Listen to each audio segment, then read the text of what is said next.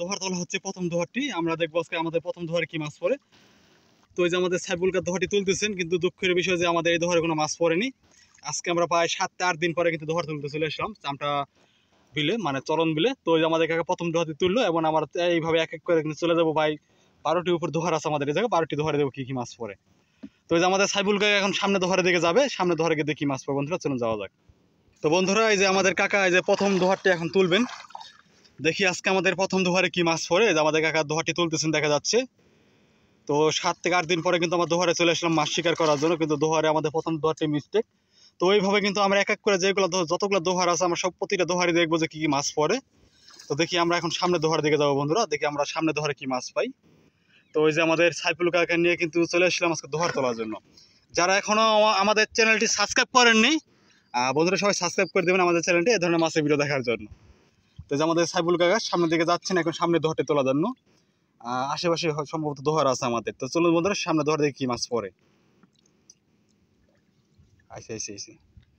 তো বন্ধুরা এই যে আমরা আরেকটি দোহারের কাছে চলে এসেছি ইতিমধ্যে। তো দেখি আমাদের এই দোহারে কি মাছ পড়ে। যে আমাদের কাকা এখনই দোহার তুলবেন। তো আগে কিন্তু কাতল মাছ পড়েছিল, আর এখন কিন্তু বল মাছও পড়ার আশঙ্কা করতেছি আমরা। এই যে আমাদের দোহার তোলা হচ্ছে। কি বললো কাকা? দুঃখের বিষয় বন্ধুরা, আমাদের এই দোহারের ভিতরে কোনো মাছ পড়েনি। তো আমরা এইভাবে এক এক করে সামনে দোহারগুলোর ভিতরে যাচ্ছি, দেখি সামনে দোহারগুলোর ভিতরে কি মাছ পড়ে।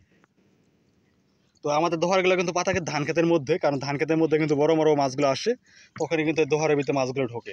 তো আমাদের সাইবুল কাকার সামনে দোহারে দিকে যাচ্ছে, তো দেখি আমরা সামনে দোহারে কি মাছ পাই।